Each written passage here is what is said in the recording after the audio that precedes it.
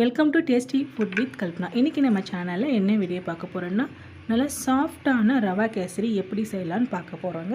புதுசாக நம்ம சேனலில் பார்க்குறவங்க, இது வரைக்கும் நம்ம சேனலில் சப்ஸ்கிரைப் பண்ணாதவங்க பண்ணிவிடுங்க. வாங்க வீடியோக்குள்ளே போகலாம். 2 டீஸ்பூன் அளவு நெய் சேர்த்துக்கலாம். முந்திரியும் திராட்சையும் இந்த நெய்யில் சேர்த்து வறுத்து எடுத்துக்கலாம். ஃபஸ்ட்டு முந்திரியை சேர்த்துக்கலாம். 2 நிமிஷத்துக்கு அப்புறம் காஞ்ச திராட்சையை சேர்த்துக்கலாம். முந்திரி ஓரளவுக்கு வதங்கியாச்சு. இப்போ காஞ்ச திராட்சையை சேர்த்தாச்சு. காஞ்ச திராட்சை நல்லா உப்பி வரணும். முந்திரியோட கலர் மாறி இருக்கணும். வறுப்பட்ட முந்திரி திராட்சையை ஒரு பிளேட்டில் மாற்றி எடுத்துக்கலாம். இந்த நெய்லியே ரவையை சேர்த்து வறுத்துக்கலாங்க. 1 கப் அளவு ரவை எடுத்திருக்கேன். ரவையில் இருக்க பச்சை வாசனை போகிற வரைக்கும் வறுக்கலாம். 5 நிமிஷம் வறுத்தா போதும்.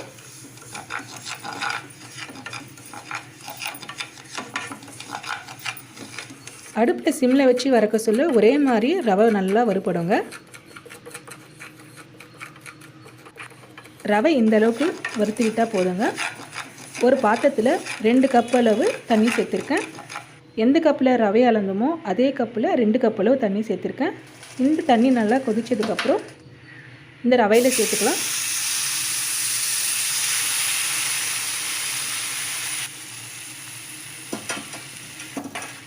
இந்த ரவையை இதே போல் கைவிடாமல் கலந்து விட்டுட்டே இருக்கணும். ஒரு மூடி போட்டு 2 நிமிஷம் அளவு வேக விடலாம். 2 நிமிஷம் ஆயிடுச்சுங்க. இப்போ பார்க்கலாம். மறுபடியும் ஒரு வாட்டி நல்லா கலந்து விட்டுக்கலாங்க. இப்போ ஒரு மூடி போட்டு மூடி வச்சிடலாம். 2 நிமிஷத்துக்கு அப்புறம் ஓப்பன் பண்ணி பார்க்கலாங்க. ரவை நல்லா வெந்திருக்கு. அடுத்தது கேசரிக்கு நான் கலர் பவுடர் சேர்க்க போகிறேன். உங்களுக்கு என்ன பிராண்டு பிடிக்குமோ என்ன கலர் பிடிக்குமோ அதை நீங்கள் சேர்த்துக்கோங்க. நான் எல்லோ கலர் சேர்க்க போகிறேன். 1 கப் ரவைக்கு 1 கப் அளவு சர்க்கரை சேர்த்துக்கிறேங்க.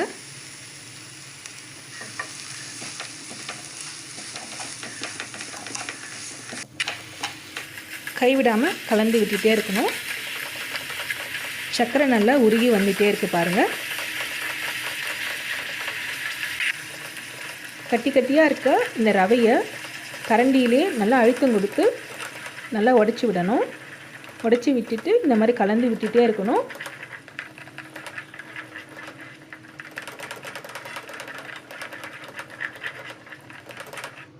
ரெண்டு டீஸ்பூன் அளவு நெய் சேர்த்துக்கலாங்க. ரவை கட்டிகள் இல்லாமல் நல்லா கலந்து விட்டாச்சு. நெய் சேர்த்ததுக்கப்புறமா நல்லா சுருண்டு வருங்க பாருங்கள். பேனில் எதுவும் ஒட்டாமல் எந்த அளவுக்கு நல்லா சுருண்டு வருது பாருங்கள் கேசரி.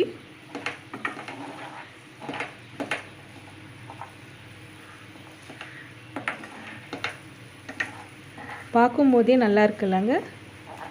டேஸ்ட்டும் ரொம்ப நல்லா இருக்குங்க. வாசனைக்காக ஏலக்காய் தூள் சேர்த்துக்கிறேன்.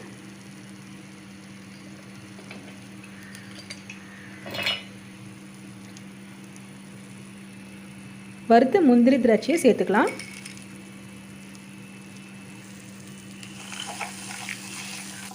இந்த ரவை கேசரி வீடியோ உங்களுக்கு பிடிச்சிருந்தா நம்ம சேனலை சப்ஸ்கிரைப் பண்ணிவிடுங்க. என்னுடைய சேனலை சப்ஸ்கிரைப் பண்ண நல்ல உள்ளங்களுக்கும் வியூவர்ஸ்க்கும் ரொம்ப நன்றிங்க. கேசரியை ஒரு கரண்டி எடுத்து அள்ளும்போது கரண்டியில் ஒட்டக்கூடாதுங்க.